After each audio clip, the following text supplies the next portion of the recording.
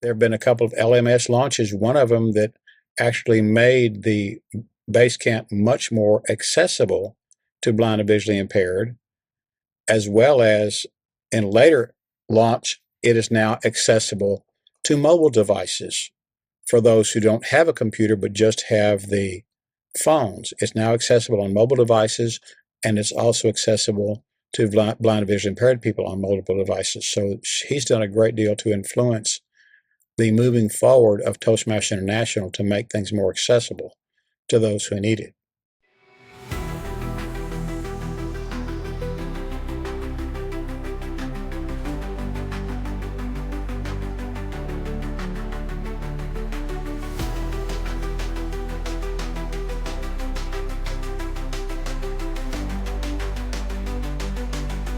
Welcome to D50 After Dark, where we have conversations with leaders in Toastmasters.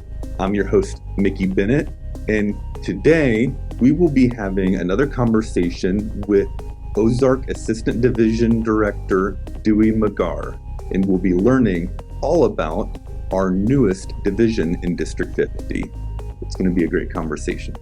Welcome back to D50 After Dark, Dewey Magar. I'm so glad to have you on the show. Glad to be here. Thank you, Mickey. Yes, so you are the Assistant Division Director in Ozark Division. Now, for our listeners who've already been in District 50 and don't know about Ozark Division, I want to learn a little bit about it. So this is in Arkansas? Yes. Ozark Division compromises all of Arkansas except for the northwest segment from Fort Smith to Fayetteville, Springdale, Rogers area, and a few counties around West Memphis, from the northern border of Mississippi all the way to the northern border of Missouri, all the way to the southern border of Louisiana, and all the way to the Arkansas River and all the way to the Mississippi River. Okay. And so Texarkana would be in District 50 now too. Is that right? Yes. All of Texarkana instead of just the Texas side. Yes. Okay. Yeah, Texarkana is interesting because I've been there a couple times, and there's places where one side of the street is Texas, the other side of the street is Arkansas, and yeah, very cool. All right, so it's in Arkansas. It includes Little Rock and most of the rest of Arkansas, and so tell us about Ozark Division. Tell us about the clubs there. What's interesting about our newest division? One of the things that we often get comments on by people who come in as a guest, they said they feel a sense of family, a sense of unity within the members of the club. It's not a straight-laced formal organization where we get together, we start at a certain time, we do certain things, and then we leave. It doesn't work that way. We get there early, we visit with each other, catch up on chit-chat about life and families and crises and other things. Then we get together, we start our meeting on time, we go through the Toastmasters meeting as it's set, and then at the end of the meeting, we adjourn, and then everybody hangs around for 20, 30, 40 minutes for chit-chat again, catching up on things in their lives. It's more of a family situation. In fact, one of our clubs, Saline County, pre-COVID, we would have dinner every Sunday during our meeting, every Thursday during our meeting, and different members would take turns bringing food for the whole group, and we would share that food. There was no requirement for someone to join in bringing food, but everyone who came, whether they were one of the ones who would bring food on a rotating basis or not, everyone, including guests, were welcome to eat with us. And so we had a family meal during our meeting. You know, I mean, that sounds really great. And I imagine a lot of Toastmasters clubs maybe think of themselves as already being like a family, or they would like to have what you describe in your Ozark clubs. How do you think your clubs came to be that way, to be so like a family? Is it just the nature of the people in Arkansas? Is it a lot of these clubs in more rural areas and that does it, or maybe just previous leaders had created this culture within that area? And what is it that you think led to this kind of culture in your division?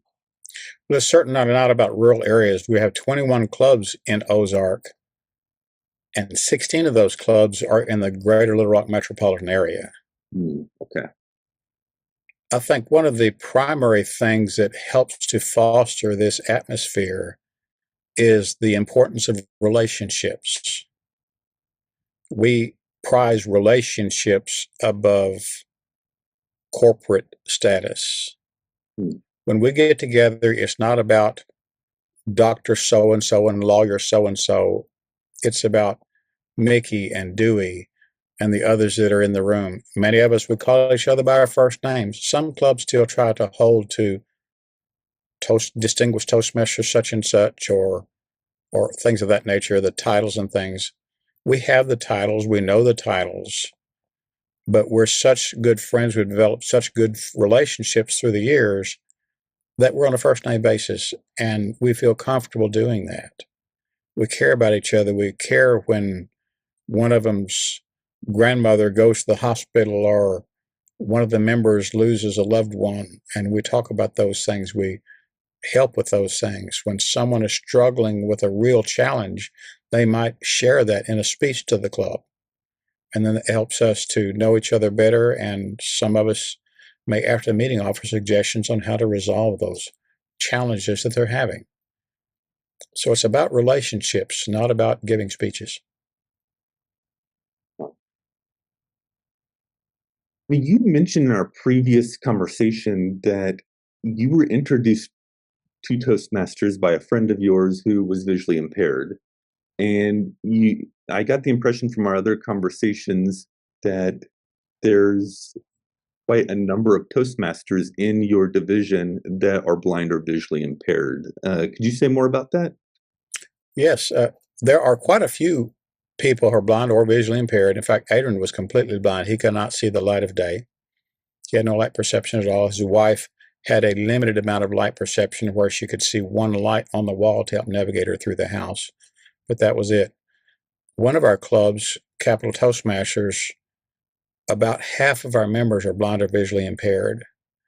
We have one member in Ozark Division who works for the United States government, and his job is to analyze and help to ensure accessibility in the new technology things that are being used by the government. And he has used that skill and ability to help our blind and visually impaired members to access Toastmasters International, to access the dashboard, the Free Toast Host website, getting into onboarding into Basecamp and being able to access and use their Basecamp materials and their educational program.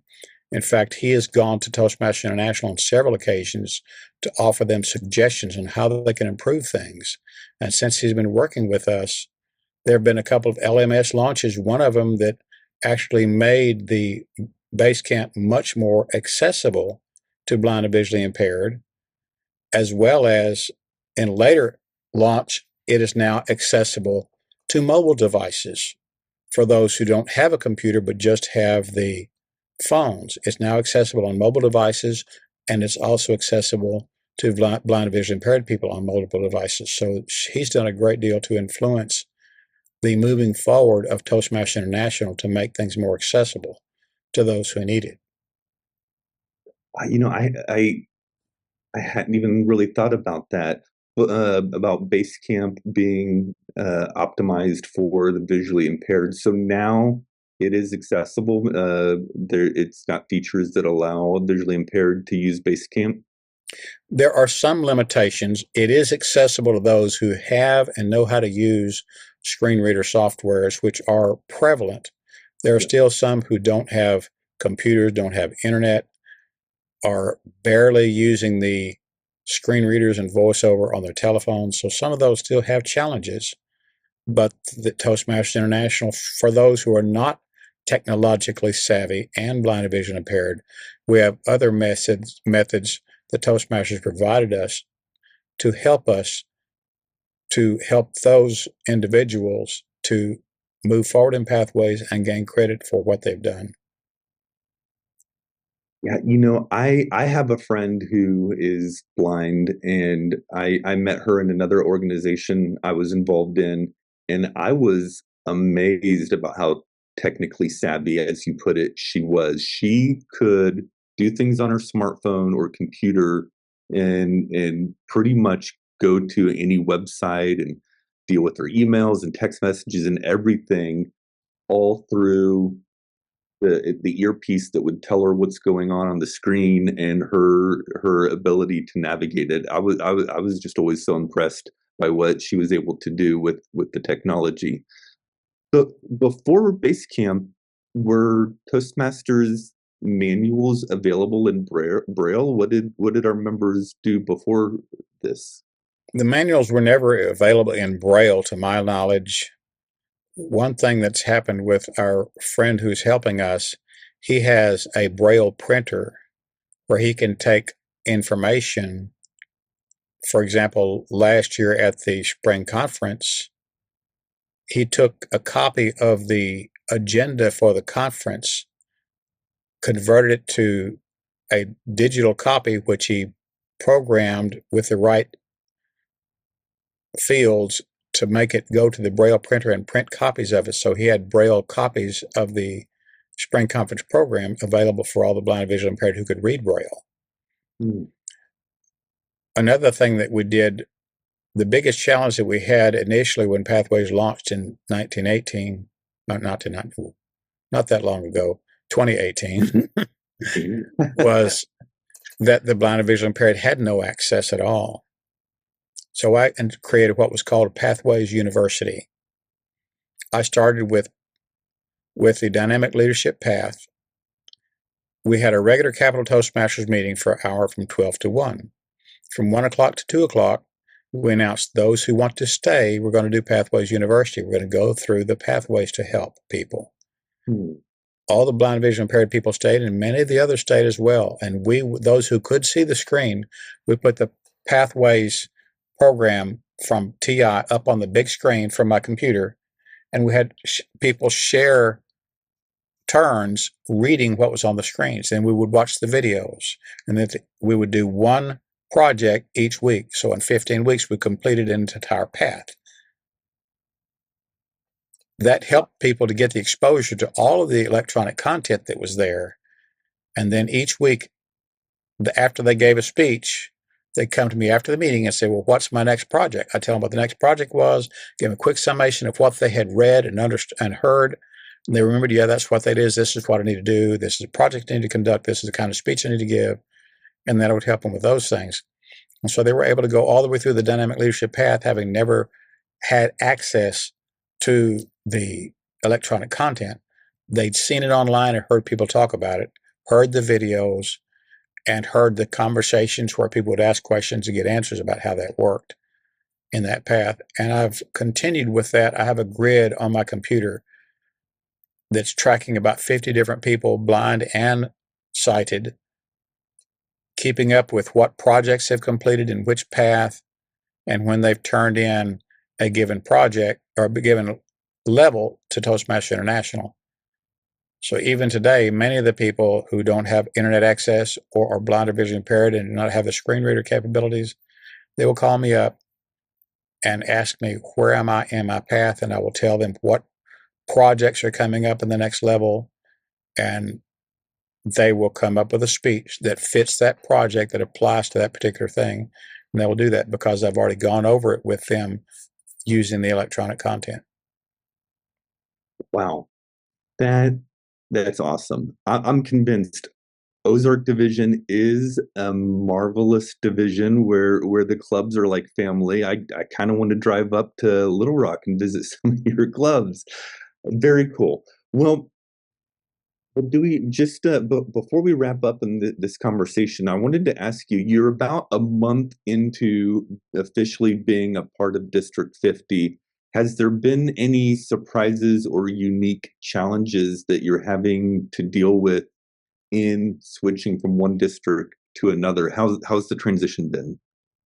One of the biggest surprises was the overwhelming, wonderful welcome that we've gotten from everybody in District 50.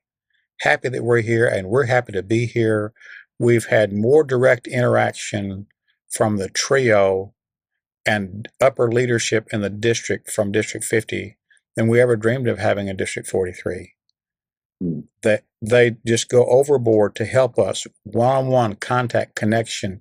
How can I help you? How can we make this work?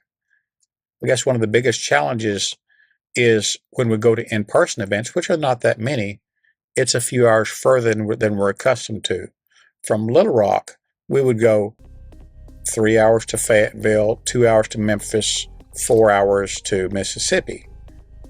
But now we're going 5 hours to Dallas, but it is a good drive because it's interstate all the way, and that is helpful.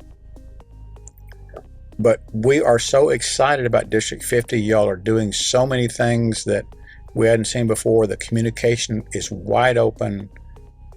We can just go to the website and find out what's going on and learn about things at a level that we never dreamed was possible. You've got a great group of leaders. You've got a great group of tech people that are making sure that everybody has what they need. And we've been welcomed with open arms over and over and over again in District 50, and we're just excited to be here. Very cool. Yeah, we do have some very good leaders, and you mentioned the website. You're, of course, referring to d50tm.org, our district website. And so I just want to say welcome to District 50, Dewey. And for those of our listeners from Arkansas who are listening to our show for the first time, welcome to the D50 After Dark show. Share with all of your clubs so they can also see some of these conversations with our district leaders and help the integration of Ozark Division into District 50. So thank you, Dewey, for sharing with us. We're going to have one more episode with Dewey Magar.